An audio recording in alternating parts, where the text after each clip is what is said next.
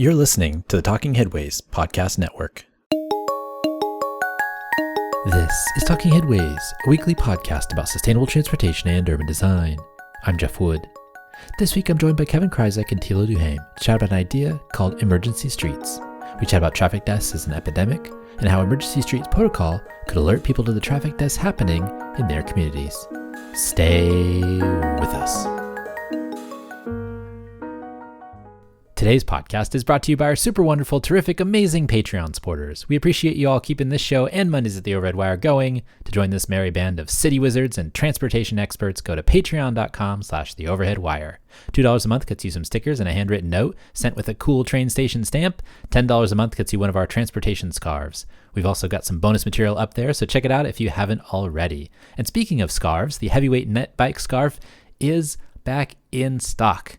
I'm also going to make a concerted effort to make some new designs, but if you want to get one of the Buster Bike scarves or the Lightweight Bike scarf now, visit theoverheadwire.com or support us on Patreon. And if you'd like to support the show in other ways, you can buy books at the bookshop site, bookshop.org/shop/theoverheadwire, or find our Cars Are Cholesterol merch at bit.ly/carsarcholesterol. For anything else, including the Town Planning and Practice audiobook, visit theoverheadwire.com and definitely sign up for the almost 20-year-old daily newsletter.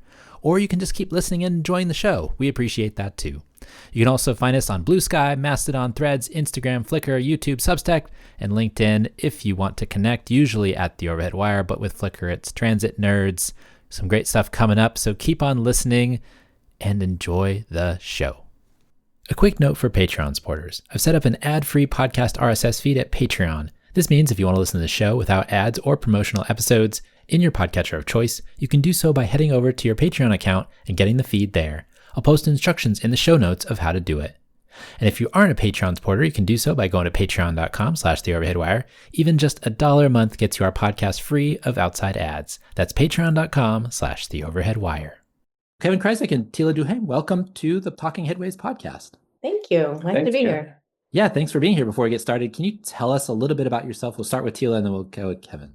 Okay, sure. I started out as a lawyer in New York City doing intellectual property law. I loved it, did litigation and things, but I decided to leave the firm when it turned out that it was going to be mostly working for big pharma and big auto, perhaps. And I had been a little bit acquainted with transportation alternatives in New York City. It's a huge bike and transit and pedestrian advocacy organization. And they ended up hiring me in 2006 to be a community organizer and work on some urban planning efforts, which turned into not the first protected bike lanes, but the first protected bike lanes on the Upper West Side of Manhattan. And so I learned a whole lot about how the sausage is made when trying to reconfigure roadways, when trying to do public outreach, when trying to get stakeholders to the table and get them to think about their streets in a different way.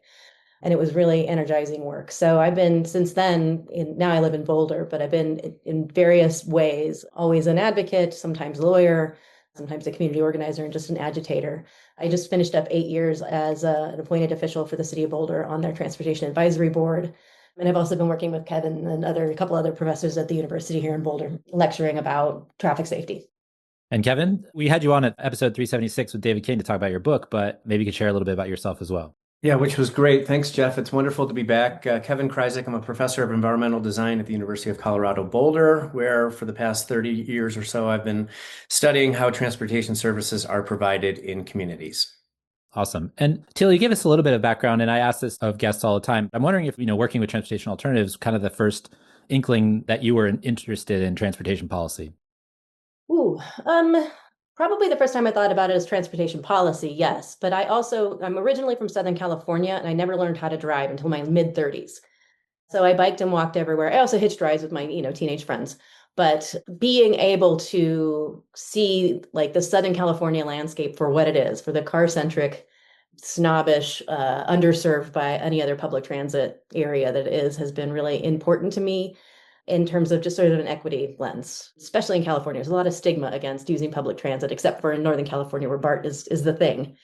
And to move to New York City where it was, just everyone walked and everyone rode the subway and everyone used the bus. It was so much more egalitarian. And so that really opened my eyes to how different transportation policy could make, in a societal sense, really level a lot of the playing field, a lot of the social inequalities are not as apparent when you're living in a dense city with actual options for different kinds of ways to get around. So my work for Transportation Alternatives started on their Car-Free Central Park campaign. So just trying to get motor vehicles off of that simple loop road. There was a mirror campaign for Prospect Park in Brooklyn. And so that was predominantly an equity issue for me, was being able to have a safe place for cyclists and runners to be that wasn't finally car dominated. And it was, 20-year project, not of my making, but I helped, shove the boulder a little bit further up the hill. And Kevin, since we last chatted, I wonder if there's anything that's kind of influenced you or pushed you in a certain direction. Well, I think hugely, Jeff. I was fortunate to receive a fellowship to go serve as a senior advisor in the State Department in Washington, D.C. And so I lived, breathed, drank, listened to everything Washington, D.C. while there for 12 months. And it was really eye-opening in a number of respects. Prominent among them was the fact that I realized how disconnected we are from our virtue signaling and what our real policies are. Yeah. And where and how and why does that affect the stuff that I've been studying so intently? And where have we just kind of fallen off the radar? So that was a really, really eye-opening, almost a watershed moment in my, well, definitely a watershed moment in my career to have that kind of realization and listen to how often we talk about things and really don't act on things. Another thing that's interesting from that perspective that you're just talking about, it just came to my mind, is just like the difference between what people care about and what they elevate or what they promote. I'm just thinking about social media specifically. Like, there's all these folks who have the big cult of personality, and there are people who are promoting different things. But the things that a lot of people care about aren't necessarily those big ideas, and they do care about them, but maybe not at the same level as maybe something that's happening in their local community. But those are the things that get the attention, and those are the things that get kind of given a bullhorn to have this larger discussion nationally, when there's all these other things under the surface that are going on that people care about, but the things that get all the attention are up here and don't really connect with what people really are caring about locally. Yeah, that was definitely front and center. I mean, there was all sorts of talk about what we should be doing at the highest level of US government, right? But then while I was working there were actually two State Department employees who were killed on their bikes on their way to work. One of them, I passed that intersection every morning. And just the way that those kind of issues were just, well, this is another one we lost of our, army of civil servants. And it was kind of like Hill Street Blues. Guys, let's just be careful out there. For younger folks, maybe you could explain that reference. Even I need that explained. It's one of those 70s shows where the cops would all get together and they would all break out before going out on their assignments, out on their beats. And the chief, I forget his name, he said, remember, guys, let's be careful out there. Just like a catchphrase at the end of the show. Yep.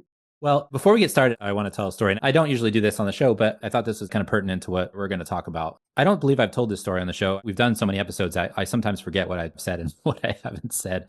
But when I was in high school, the day before track meets, I ran track and cross country in high school and college. And the day before track meets, my teammates and I would go out to dinner and get ready for the next day. As I was driving a teammate home one night, we came across the scene of a crash. And a driver had been speeding, and something happened such that the car flipped over. And as I saw the car, it was upside down and empty. The driver was killed. And the driver was actually one of my teammates. And I went home and I called my coach and I woke him up to tell him the news. And then I wanted to go on a run. I wanted to leave the house. I wanted to disappear. I was upset that my friend had passed away. My parents wouldn't let me go. And they wouldn't let me out of the house. I often ran kind of to dull pain. Running was my coping mechanism. And it's probably best that they didn't let me out, because I probably would have tried to go back to the scene and observe what was happening. And it probably would have been worse. But I wanted to tell you all that story because that scene, I can remember it in my head. I see it right now in my mind. And it makes all these discussions we had on the show about collisions and traffic deaths and everything real. And I'm sure many people listening have had these types of experiences, which is part of the problem we just mentioned. I mean, this is an epidemic and everyone is involved, but it's not really treated as one. Everybody's had this experience, but we're all trying to run away from it to dull the pain, like I wanted to do that same night. And so I want to know, since traffic violence is this national epidemic, why don't we treat it like the health emergency that it actually is? Yeah, there are so many whys behind that. Part of it is just the sort of the incremental shift in safety approaches. So, in the 1970s, there were a lot of traffic deaths as well, but from very different causes than what we see right now. So we've seen a lot of engineering shifts and changes, and those were a response to a specific identified subset of the problem. The driver and the passenger were killed because the car exploded in flames because the chassis was insufficiently strong to avoid a puncture in the. So now our chassis are much stronger, and now rollover crashes are not as fatal as they used to be because we have, as a society, sort of parceled out responsibility for micromanaging a certain portion of the problem that feels like progress, but without realizing that the larger picture, there's just multiple other moles that are popping up that are still contributing. And in the meantime, our vehicles, because they are safer and engineering has improved, they go faster than ever before. 0 to 60 speeds are much faster than before. Overall travel times, you can imagine getting here from Boulder to the local ski area. It can take an hour and 28 minutes now, and it surely took a lot longer than that 30 years ago.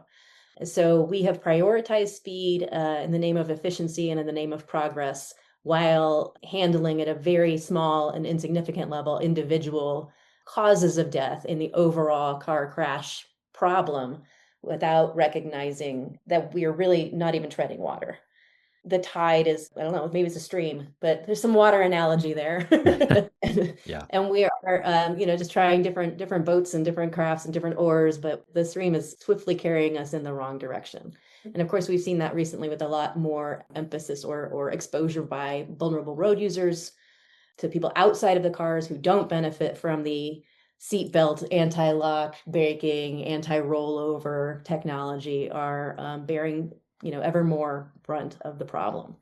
And it's kind of harder to engineer a human being to withstand these sorts of things. Jeff, I would say that there's three other quick things. Well, there's many, but we have tolerated a risk, an undue risk in society, and we are basically kind of forced to accept that risk now. And so everybody collectively is aware of this risk, but ever since the 70s, we've been tolerating that, and I think we tolerate more of it now these days.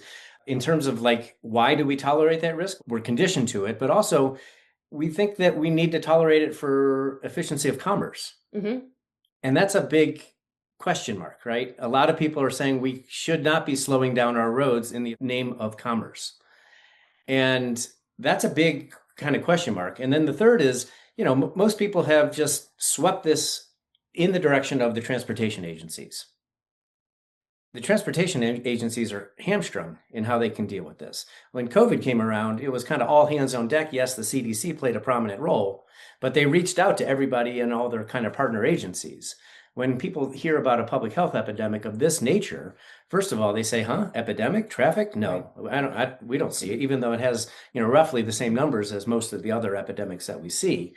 But they say, "Oh, the DOT is going to take care of that. Public Works ought to do something about this." Yeah, and we chatted with Kerry Watkins and David Ederer about their safe systems pyramid research. And I mean, the thing that struck me from that was just the explanation of kinetic energy and speed and what that means for the human body and how that should be what we look at when we're trying to figure out how to solve this problem. Yeah. We couldn't agree with you more. And that's basically the premise of the prescription that we're offering. So we're banding around words like prescription and epidemic, and I just want to make clear, I don't see that as hyperbole. It's not just a catchphrase or a way to describe it or analogize it. It is truly a public health emergency. We're seeing the same number of people dying every year on U.S. roadways that we saw at the height of the AIDS epidemic in the 80s. And that was a peak that was addressed through a vast public health effort, research into treatment for drugs for prevention and for treatment of the progression of the disease. It was a landmark moment really for the FDA for fast tracking certain drugs that seemed like they had promise. And we're not really fast tracking anything here, but we are at epidemic levels. And I'm just talking about people dying. There are 5, 6, 7 times as many people being badly injured, their lives forever altered. And we have become, inured to the threat. It's a little bit like the frog in the saucepan. Like, it's just slowly getting worse. And we've made it through last year. We made it through the year before. But you're right. Almost all of us know someone personally who was killed or badly injured in traffic violence. And if we did that for a communicable disease, if we accepted that for wildlife attacks, if there were mountain lion attacks killing 6 people a year in a city like Boulder, we would definitely be doing something different about it. Why aren't the past approaches working? We have widening roads to let people speed a little bit more because there's history that people think it's safe cutting down street trees for clear zones, admonishing repeat speeding offenders with slaps on the wrist. Why aren't some of these previous things working at reducing speed or at least reducing collisions and traffic deaths? Jeff, we have created ever since the 1920s, you know this as well as anyone else, an inherently dangerous system. Mm. That inherently dangerous system has been reinforced through MUTCD, through AASHTO, through ITE trip generation, through all these different manuals and guidance and design books, right? We basically, no pun intended, cemented ourselves into a system where it has a number of different anomalies from what a European city would look like in terms of like where we choose to slow down traffic, where people live, right? Mm-hmm. And we don't have that kind of system of checks and balances culturally that the Europeans do. And so for this reason, I think we have inherited an incredibly problematic system that we're slapping band-aids on every year. And we're kind of misguided to continue to think that we're going to slap band-aids through solutions of technology, through solutions of enforcement, through solutions of whatever, when all the trends are moving in the opposite directions. And so without a kind of recognition, a full-on recognition that this inherent system that we have basically been conditioned to accept is flawed from the outset, that's what we need to kind of address. And that's why I think we have seen such marginal successes in past efforts. I'd also like to point out the role of sort of uniquely American individualism and freedom ideas tied up in driving. And the idea, not just that there's no like moral high ground to living in a city versus in a rural area versus some suburban, place. People choose and feel free to choose and entitled to choose different kinds of things that they want. I want a yard for the kids with a swing set. And there's a loss of recognition of what those choices impose, that those costs are imposing on neighbors, other people in your community. And in particular, there's no sense that it is inappropriate to be driving a large vehicle near your neighbor's house, or that it should not necessarily be, every road in a city should not necessarily be accepting an 18-wheel rig or, a large vehicle that, we have conceded is necessary and useful for interstate commerce. But does that mean that it needs to get every single place in America? And there's a little bit of a loss of communal thinking about this. I think a lot of people who live on cul-de-sacs still have some of that. Like, this is our street, don't drive through here, kids are playing in the street. But for the most part, if you're, in a town and in a city, the street outside is not yours. Then maybe that parking spot right there might be considered yours. Or you think it's yours even if it isn't. You think it's yours, even if it's not, yeah. But there's no further thinking about why is it inappropriate to be able to even be able to drive 50 miles an hour if you're misbehaving. There's no thought that there's something wrong with the roadway if that's even possible. I'm interested in this psychology too. I mean, in some of the papers and research that sent me, Kevin, there's individualism, there's otherism, there's fatalism, some of the things that we need to overcome in order to get to a point where we're fixing some of these problems. Well, that's where most of the attention has been. It's been focusing on individual behavior, individual driver education. If we can just correct the way that these people are acting, performing, doing whatever they're doing on the system, then we're going to be in a much better spot. And yes, that's true. However, again, to my earlier point, those people have been trained or conditioned to kind of operate with a lot of air on a broken system. Yeah, and the engineers have been trained to build the roadways that those people expect. And so what we're trying to do here is put more emphasis, frame things more in terms of the inherently problematic system. And being able to lean into that problem is going to get us more movement on the needle. So I would say, Kevin, that I don't imagine Emergency Streets is really trying to highlight the problematic nature of the system. I think a lot of the people we're talking to are members of the choir and we're singing to them. But what is different about Emergency Streets is to say, look, we can remove any investigation and assignment of blame for a given fatal crash and simply address it as too much speed happened in this collision. Too much kinetic energy was released here, and the human body can only withstand so many, forces at once. And so, as a response, we're going to reduce the kinetic energy that's possible to introduce into a crash in this location. By reducing speed, that's how we're reducing the kinetic energy. It makes the kinetic energy sort of the source of infection. So maybe you could tell us a little bit what the idea of emergency streets is, so people kind of get an understanding of the implementation of this idea that would address that kinetic energy as the problem. Yeah. So, if we could just all be better drivers and more careful all the time, everywhere, the world would be a better place, right? And maybe that's where we've gone wrong in thinking that the source is just in education and training, and oh, if only people realize the risks that they're imposing. And so to try to undo or sidestep some of that thinking, what we propose is that after a fatal and or serious injury crash on a roadway in a municipality, and that could be a county, it could be a city, it could be a large town, that every driver that's going through that area within a half-mile radius of the fatal crash for about 2 weeks after the crash should be required to slow down by about 20 miles an hour, reducing significantly the kinetic energy that their car is introducing into the system. And I'm not saying we do this by enforcement or signage or pretty pleases. We have a good arsenal, I think, of mobile, tactical, readily deployable, mobile infrastructure that we can put out.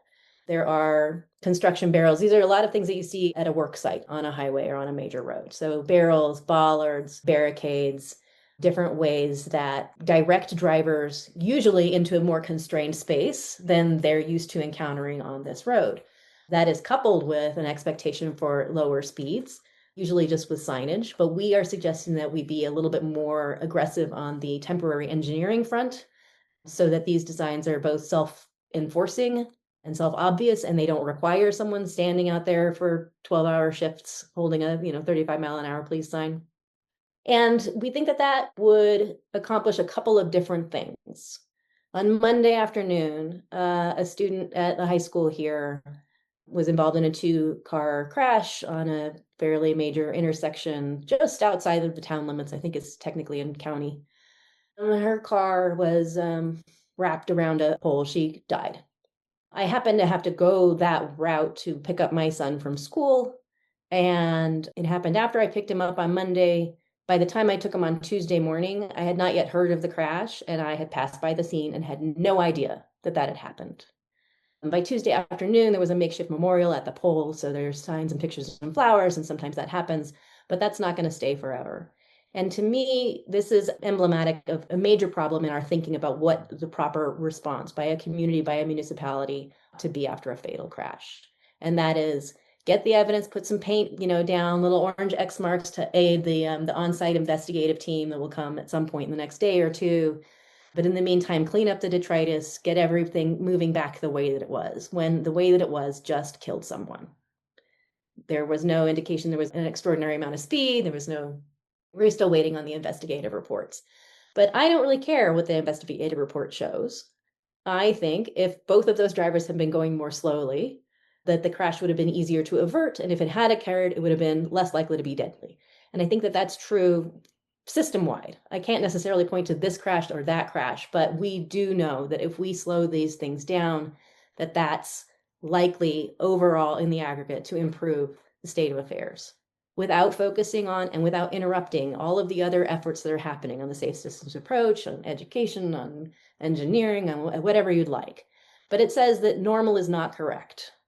And it alerts drivers coming through the area for 2 whole weeks that someone died here because maybe mistakes were made, maybe, I don't know, but we need to slow down here because it was enough that someone died. We know that we, like I mentioned, have a number of issues that we're trying to wrestle with.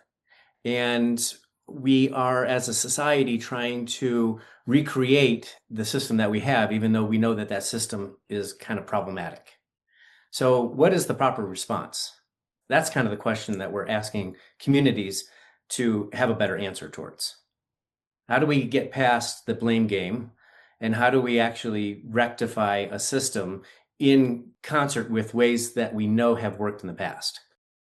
It's so different than what, say, like we've had an elevation of knowledge about plane crashes lately, right? And, the NTSB and what happens after, that you go looking for the black box, you start to figure out what's going on. Plane crash deaths are not tolerated. It's going to take down the whole system if you, allow this to continue to snowball into more and more deaths.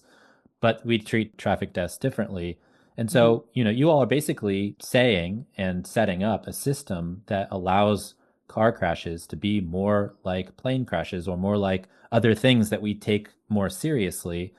And it doesn't seem like it's too onerous on a city to come in with some barrels and bollards and stuff like that and set something up to let people know that this happened. And so I just think back to here in San Francisco, where we had a situation where four people, two parents and two children, were killed when they were just trying to go to the zoo. They were sitting at the bus stop and a car came through and basically, a driver came through and wiped them out. There's another problem there, is the language we use. The driver came through and wiped them out. And then, the city decided to, get on it and, put together a plan for figuring it out. And then the merchants came and said, we don't like this. It's not enough parking. It is not going to allow people to get to our shops.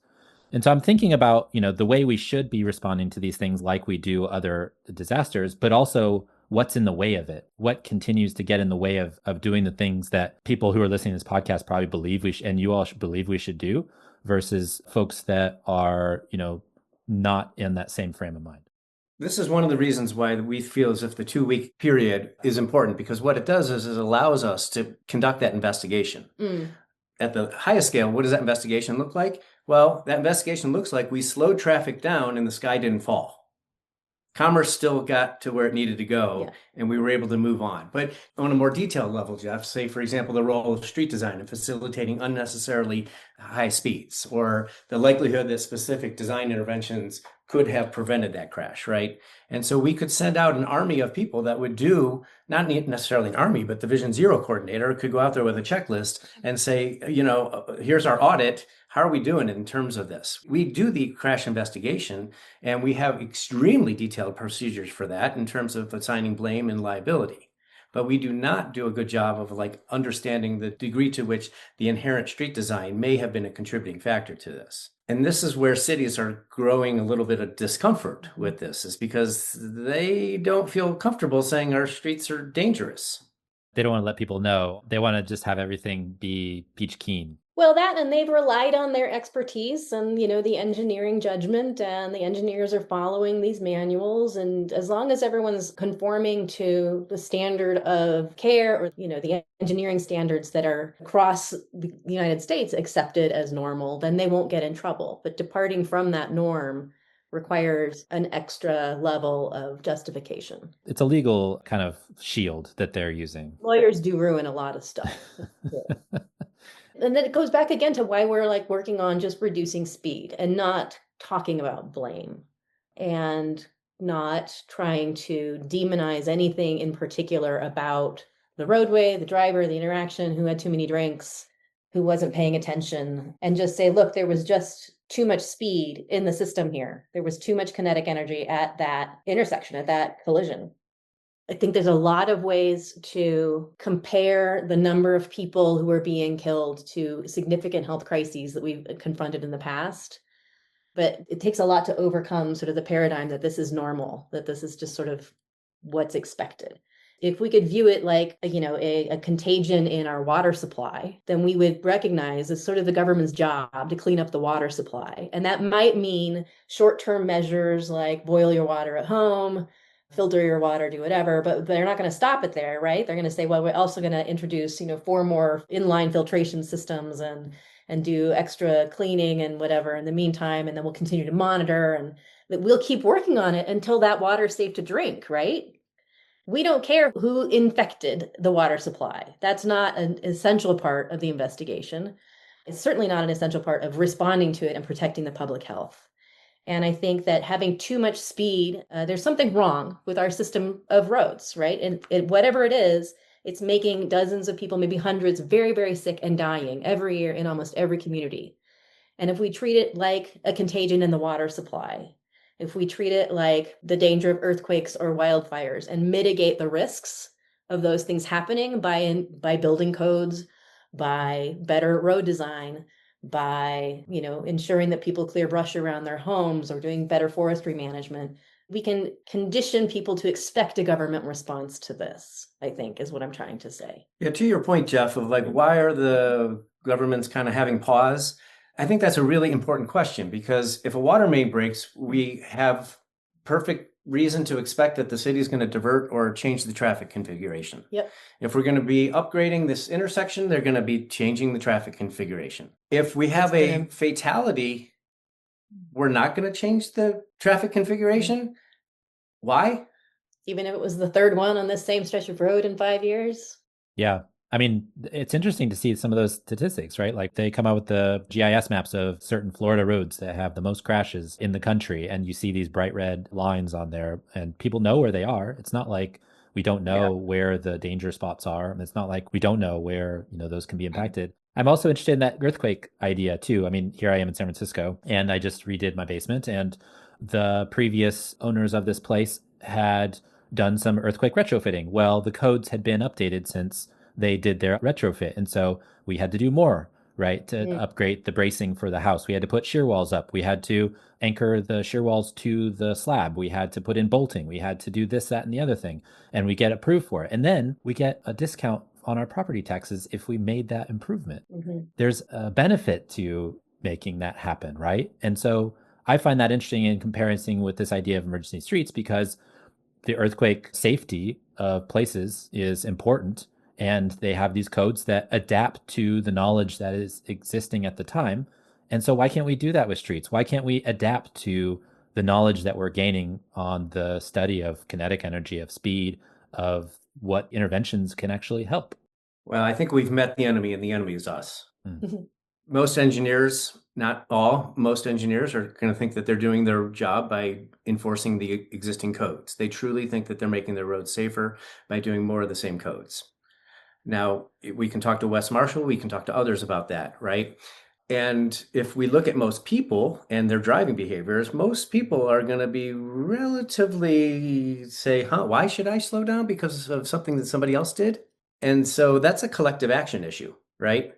We collectively are having an inability to recognize the overall public costs that this is imposing on society. And so the collective action issue really does require people to kind of look in the mirror and say, am I a part of this problem? Yeah. And that's, I think, an important issue as well. And Jeff, you raised earlier, so you're interested in the psychology of this. And I think there's another body of evidence that tells us that humans are actually really terrible at understanding risks and at prioritizing risks. There's so many parents here of kids who go to school that might be a reasonable walk or bike ride to school, but they don't feel safe letting their kids do that because they have to cross XYZ busy street. And instead, they feel better putting their kids in their own car and driving them there without contemplating that they are exacerbating for everyone else the same problem that they're trying to avoid for themselves. And yeah, I think a lot of people are generally careful drivers almost all the time, but speeding is okay sometimes here and there. Or this stop sign makes no sense. No one would ever, like, I can't see anyone coming anyway, and so I'll disregard this one because I'm used to it. And those levels of risk are, yes, they are still small, but when the risk comes to realization, the outcomes can be so catastrophic. And we are not good as humans at multiplying that at the cost of failure, at the cost of a mistake, versus our everyday experience with making the same mistake probably without consequence. It's interesting how lately we've been talking more about risk. Wes Marshall's book talks about it to a certain extent, but also just this whole discussion about climate change and the impacts on housing and the risk that the insurance companies are taking on, right? We're hearing more about risk from that. Auto insurance is going up.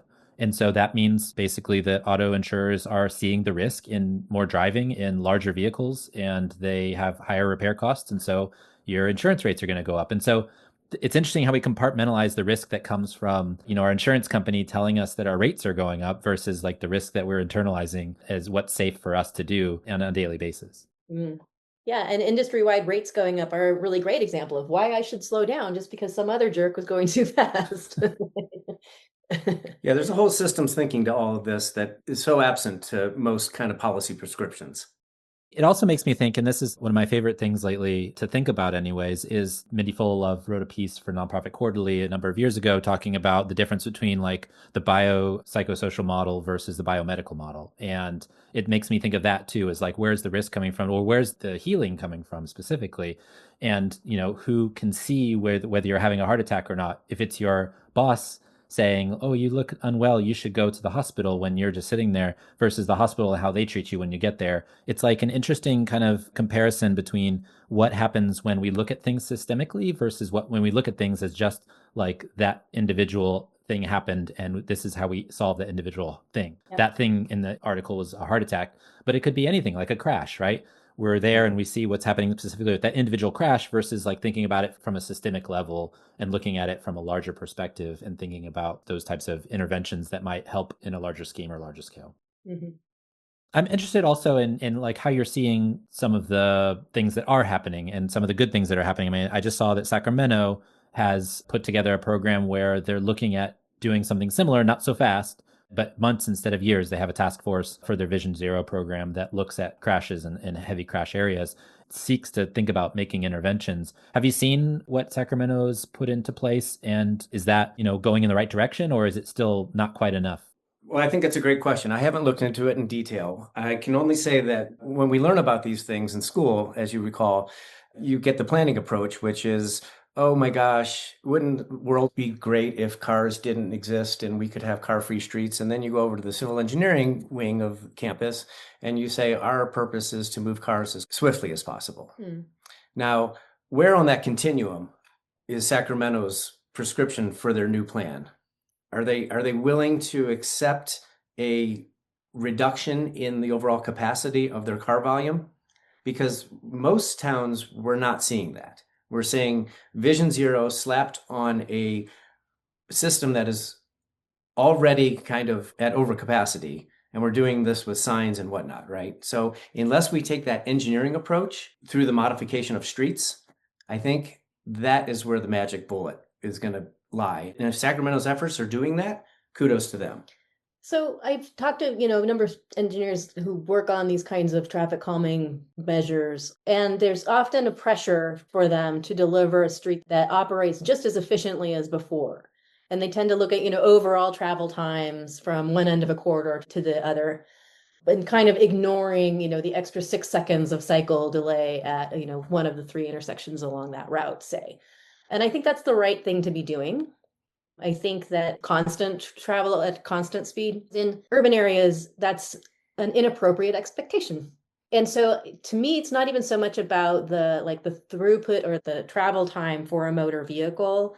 As long as that average speed, like I would be happy to see the lights coordinated as long as they're coordinated to optimize for 25-mile-an-hour traffic, as opposed to letting people go 35, 42, 42, stop, wait, make up time, so assuming that these changes actually reduce the average speed at all times of day for the vehicles going through, yes, they're doing the right thing. And if it's not happening that way because they have to split the baby with the business, interests in town that are being noisy, then no, they're not doing the right thing. There's a lot of baby splitting that goes on in Vision Zero stuff. Yeah. And I think there's enough evidence to suggest that, I mean, it's a terrible metaphor, but we have been splitting the baby inappropriately.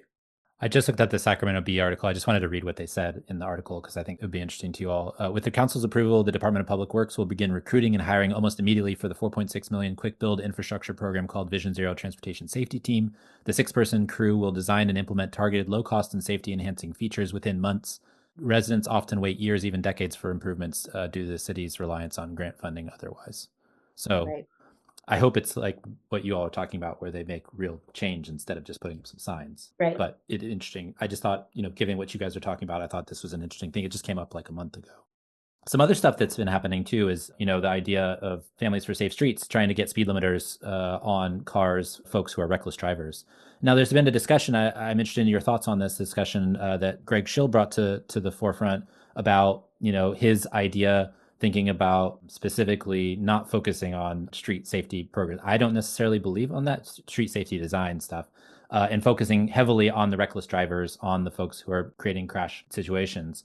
And so I'm curious if you read anything about that specifically and kind of have some pushback on those ideas that we should be just focusing on the worst offenders versus like what we're doing is thinking about more design applications on streets to make things better. We're at roughly 5 million motor vehicle crashes a year.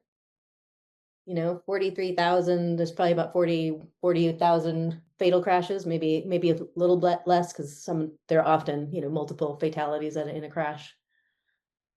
There are not that many reckless drivers. The drivers involved in those fatal crashes, by and large, they don't have a history of reckless driving.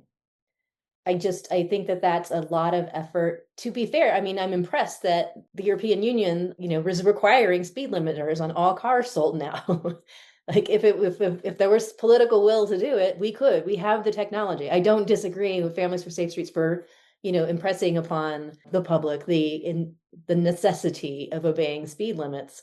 And maybe the same way we are focusing on fatal crashes for emergency streets, that's the worst case scenario. Maybe they've chosen these reckless drivers as sort of the worst of the worst offenders. But in terms of practically, other than changing the paradigm about having a car that can go as fast as the driver wants it to go, I don't see that it would have much practical effect focusing on strictly on those really high volume reckless drivers. They are terrible. Yeah. It's a tragedy when you read about these. There was a family in New York City, in Queens, I think it was, that was a mother and child who was killed maybe a month ago, and her older child survived the crash. The driver had, a huge list of speed violations, of parking violations. I believe that the driver had a restricted license at the time, was driving anyway. But any of those drivers can borrow your car.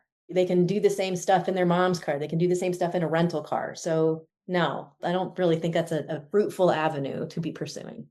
And furthermore, Jeff, what we're trying to do is provide a momentum for accelerating a paradigm shift here. What is that paradigm shift? It's almost like an alternative view of the world, an alternative view of what a transportation system should be providing in the first place.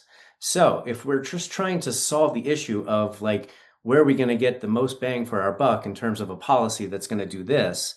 Yeah, there's a lot of evidence that suggests that the bad driver long tail is where you should go. There's a long tail of bad drivers, old drivers, young drivers, reckless drivers, aggressive drivers. Let's attack them. But that doesn't really get at the larger paradigm shift of what we're trying to encourage here. So by long tail, you mean like the ends of the bell curve? The ends of the bell Yeah. curve. Yeah. Yeah.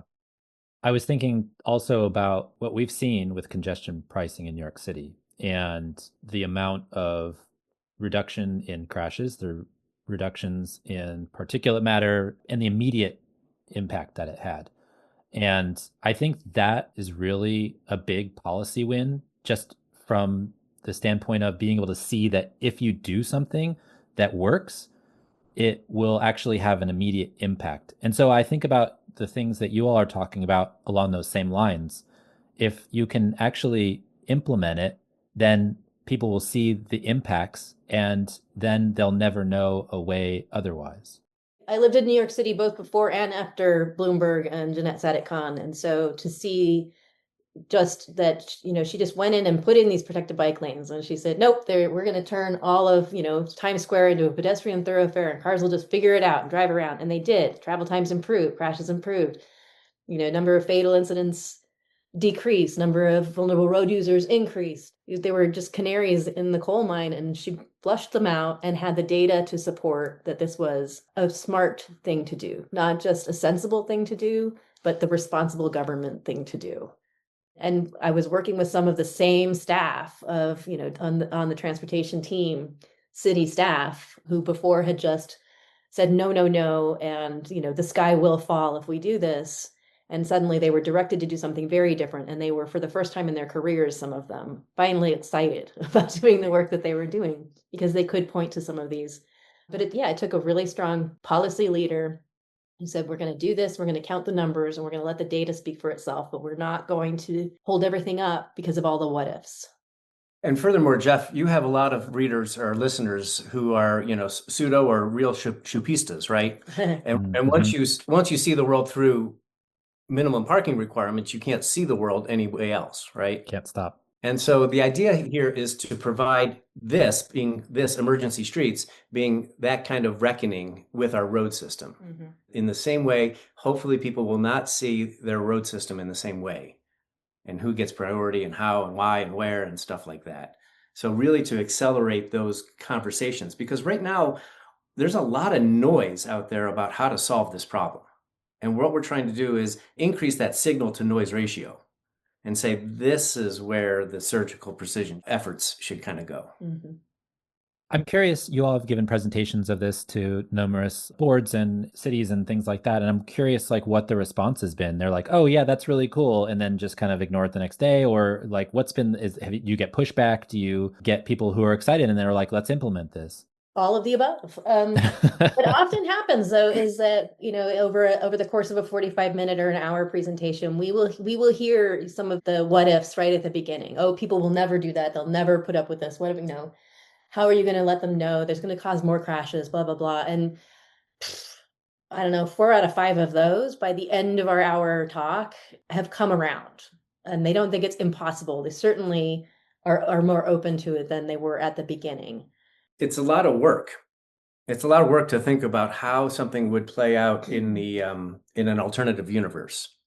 And what we're trying to do is minimize that amount of work that it is for these people, right? And so you already do this when you construct a road. You already do this when a water main breaks. Why can't we do it in this particular situation? What's holding us back? And it might be just kind of like overall like lack of vision here. And so we get a lot of nods of the affirmative. And then when it comes to actually, well, what needs to change? Well, they're already chasing everything that they can chase because we're trying to fix this with all these band-aids. We just heard from someone from the Vision Zero efforts yesterday, right? They're so trying to instill a response to do what they're doing that they can't have enough mind space or resources to do something different. Mm. And what we're trying to do is say, we can do something different. And this is where our plug is, Jeff. We can do something different. We just need to provide them with the answer. We need to provide them with the framework. We need to provide them with the kind of kit, if you will. And we're seeking funding to provide that kit. So if there are philanthropic donors out there, we're thinking community family foundations that are interested in this type of material, we would encourage them to get in touch with us because what we're trying to do is ease the pain by which a city can do this. So what does that look like? What does it look like when you put a program like this together and, what does it need? So besides money. Well, it doesn't need a lot of money. So every city will have, some cache of bollards, barrels, redirecting devices, signage, that kind of thing. But it's going to look different in every city. And so being able to assure that we have a minimum number of sort of lane narrowing devices for a mile long stretch for, let's say, a 4-lane highway sort of road that's kind of on the large end of what we would need. Smaller roadways where the target speed would be around 20 miles an hour, dropping it from 40 miles an hour, 35 miles an hour down to 20. There's lots of other things that could be deployed that cities might not necessarily have. So there are mobile like speed humps, there's mobile chicanes that you can put in place that would not be appropriate if you're expecting cars to encounter them at 35 miles an hour, but at 20 miles an hour would. And so those kind of lower end supplemental devices, I think, would probably be more frequently shown in the kit. And yeah, you can accomplish a lot with cones and flexible bollards. And I think that we would be overdoing it for what would be considered a standard response today in a city with a water main break. One point that really hasn't surfaced yet, Jeff, is the COVID point, which is if we're in a public health emergency like we were with COVID, it was all hands on deck, resources flew diverted into new directions. A city manager can make the case that we're in a public health emergency for this, and they can say we want to divert resources and rewrite job descriptions to address this. So therefore, that would bring on more hands on deck from the public health agencies, more hands on deck from the city manager, more hands on deck from the public works director. And police and fire. We fund them, and a large portion of their job is responding to these crashes. So if we can redirect that to, a different way other than cleaning up the mess after the crash, I think that's a legitimate use of public funds. And so that's what we have right now. We have kind of draft 0.4 of a protocol. that a community would adopt. It was kind of hour by hour. Here's what you do. Day, on day 4, here's what you would, check for. So just kind of walking them through, like Kevin said, doing their homework for them, walking them through what gets placed where, for how long, what kind of signage and like public messaging, trying to make that as uniform as possible so that it becomes familiar to drivers, just like school zone or work zone. But, right now this is all volunteer effort between Tila and myself. And what we're basically looking for funding is to look at how that protocol could be rolled out in a community and just ease the path. And we have had interest from a couple of communities in doing it. So we are sort of in active conversations with a couple of them. Yeah. If you're on my side of the microphone, what would you ask yourself? If I were in your shoes, Jeff, I would ask, how do you know that this is going to work? And the question is a good one because the response to that, having thought about this for almost 20 months, but that's only in terms of the policy concept. It's been more than that. It's been, multiple decades of my own educational upbringing, seeing the different sides of the coin, and then my professional time in Washington, D.C. And we know that there are certain causes that are inherent in, like I said before, the system that we've accepted. And so that's the science. That's the science behind why we think that this works. And so this is something that I think bridges both advocacy and the science. And how can we allow those who see it from only the scientific perspective, that is, the transportation czars who really think that we need a lot of fast moving cars in our transportation system to ensure that our cities hum along. That's a limited view of accepting the core belief that road trauma is an acceptable byproduct of cities. Right? And so I would ask, how do we know that this is going to work? Well, we know that this byproduct that we have been accepting should not be acceptable anymore. And we know that there are certain causes, there are certain fundamental inherent conditions that we can address. So I went to that crash scene, the one on Monday. I was there yesterday. And, I just pulled over to the side of the road and walked around and read some of the notes that had been left by her cheerleading team and the notes on the flowers. And it's a 45-mile-an-hour road. Cars regularly travel over 55 along it. It's at an intersection. And I'd been there for a few minutes, and then I heard someone calling out to me. And he said, ma'am, would you like a hug? And there was a man who had parked on the cross street, also, pulled off on the side of the road and was approaching me. And he said, I just saw you standing here. It's really terrible. I saw this memorial here yesterday. It's awful what's happened. I just wondered if you would like a hug. And I said, of course. Yes, thank you for that. That's very sweet. So we hugged. And then he said, I'm sorry for your loss. And I said, oh, I didn't know her. I said, I just work in, transportation policy. And this kind of thing is, what gets me going, and preventing the next one is what I'm hoping for. And he didn't know her either. He hadn't heard any of the details, so I filled him in.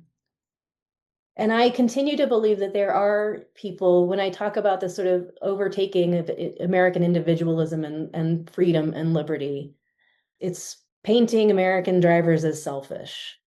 And I think that there is a way to appeal to their humanity by starting and having a good, hard look at what we are doing to ourselves, what we are doing to our children. I believe she was 17. That's wrong. And I see that that's wrong. And I don't have to know her to know that that's wrong. And I think the better we paint a picture of the real impact that people are making with their driving decisions, without blaming them, without putting them on the defensive, that's why I think this really has some promise. Where can folks find out more about what you're working on, how to support you all, how to bring it to the attention of their city council or local officials that might be able to do something to implement this? We've been rolling this out in dozens of communities, dozens of workshops, dozens of different venues over the past 15 months. There's no website yet, but the easiest way is to reach out personally to me and or Tila. Email is kjkrizek@gmail.com. You can find me on the web and ask the question that you're asking, and we do a very good job of responding. Yeah. And we are seeking recommendations from city council people who would like to learn more. We're happy to give them the time. Right now, we give them more than what they ask for. We give them a workshop. We give them a protocol. We give them everything that they want to say to ease the process by which they can kind of lean into this from their city. I mean, we have probably 7, 8 different people who are, I want to learn more, but it's hard for them to get the attention of their boss, right? Because their boss is already working 60 hours a week trying to solve all the other problems of the world. But I'm convinced that once a Pittsburgh comes along, and then a Tampa comes along, and then a Portland comes along, that there's a snowball effect that can kind of accumulate. But what we are doing is kind of empowering that first and second mover. So feel free to reach out to us directly. Awesome. Well, Tila and Kevin, thanks for joining us. We really appreciate your time. Thank you so much. It's been a pleasure. Jeff, thanks so much. It was great to be back and I appreciate your questions. Thanks for joining us. The Talking Headways podcast is a project of the Overhead Wire and appears first at Streetsblog USA. Thanks to our generous Patreon supporters for supporting this show and Mondays at the Overhead Wire. You can support the show by going to patreon.com/theoverheadwire. Sign up for our 18-year-old daily newsletter by visiting theoverheadwire.com or check the show notes for other cool merch and opportunities to connect. Follow along using your podcatcher of choice, but if you can't find it there, you can always find the show at its original home, usa.streetsblog.org. We'll see you next time at Talking Headways.